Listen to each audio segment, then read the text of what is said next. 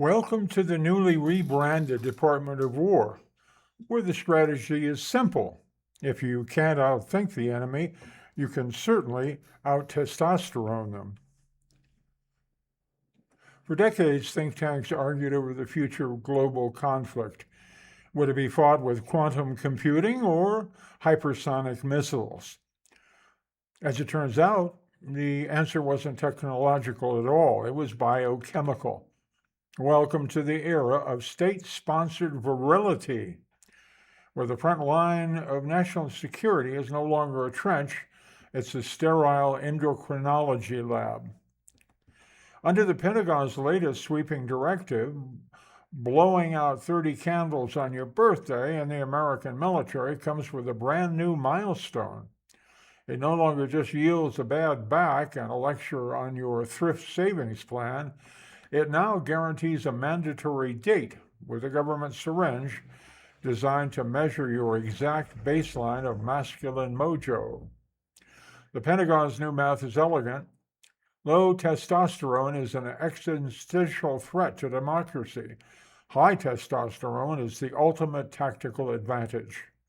And the final goal? A fighting force entirely fueled by state-issued biochemical swagger. It's a masterpiece of bureaucratic rebranding. For years, if a service member felt sluggish on a rainy Monday morning, conventional wisdom blamed sleep deprivation or the crushing weight of the military-industrial complex. Now, the chain of command has a much clearer diagnosis. It's simply a supply chain issue on the endocrine system. The government has turned aging into a challenge that can be defeated with a clipboard, a lab coat, and a steady supply of topical gel. The strategic contrast here is where the true comedy lies. Across the Pacific, Beijing is pouring trillions of yuan into automated naval fleets, artificial intelligence warfare networks, and electromagnetic railguns. Meanwhile, Washington has looked at the map and decided to bank on a troop surge of pure, unadulterated, federally subsidized bravado.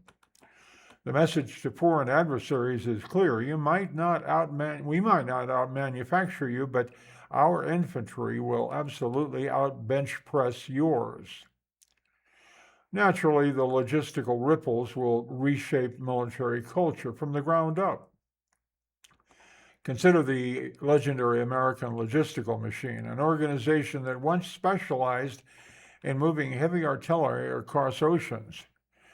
It must now pivot to the delicate art of cold chain management for hormone replacement therapies.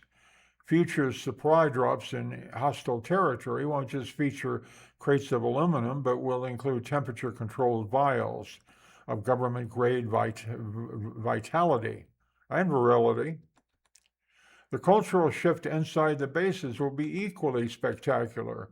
The classic morning physical training ritual is bound for an upgrade. The traditional grueling 5-mile run will be replaced, most likely, by mandatory heavy lifting sessions, accompanied by a chorus of sergeants shouting about optimizing free hormone levels. Promotion boards will take on a whole new dimension. It'll no longer be enough to possess a flawless mind for strategy or a chest full of medals. If your blood work doesn't scream maximum combat readiness, your career might be permanently stalled at a mid-level desk job. One can only imagine the bureaucratic infighting over hormone budgets. Will the Marines demand a higher baseline than the Air Force? Will the Navy submarine crews trapped underwater for months without sunlight require an entire fleet of hormone-dispensive drones just to keep morale afloat? Ultimately, this marks the dawn of a fascinating experience in imperial maintenance. History books are filled with empires that collapsed because they grew soft and tired. The United States has looked into that abyss and blinked. By institutionalizing the fight against the clock, the Department of War is attempting to legislate youth itself.